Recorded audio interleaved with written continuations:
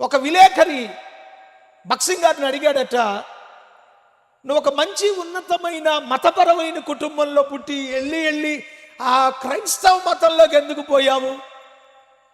మీకు కూడా మత గ్రంథాలు కొన్ని ఉన్నాయి కదా, అవన్నీ వదిలిపెట్టి ఆ బైబిల్ పుస్తకం, ఆ పుస్తకాన్ని ఎందుకు నువ్వు నమ్ముతున్నావు? అసలు బైబిల్లో నమ్మదగిన సంగతులు ఏమైనా ఉన్నాయా అంటే ఏమీ లేవు అన్నాడట ఆయన. అప్పుడు బక్సింగ్ గారు, మీకు ఎందుకలా అనిపించింది అన్నాడట. బైబిల్లో యోనా అనే పుస్తకం ఉంది, ఆ గ్రంథంలో తిమింగళం మనిషి ఆ తిమింగళం కడుపులో ఉన్నాడని వ్రాసి ఉంది కదా, తిమింగళం చేప కడుపులో ఆ మనిషి ఉండడం అనేది సాధ్యమైన 3 రాత్రింబగళ్ళు, అసలు ఎట్లా నమ్ముతావు నువ్వు దీన్ని అన్నాడట.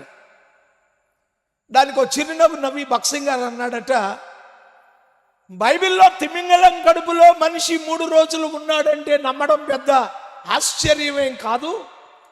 ఒకవేళ తిమింగళం మనిషి కడుపులో 3 రోజులు ఉందని రాసిన నేను నమ్ముతాను, అది నమ్మదగిన పుస్తకం అన్నాడంట.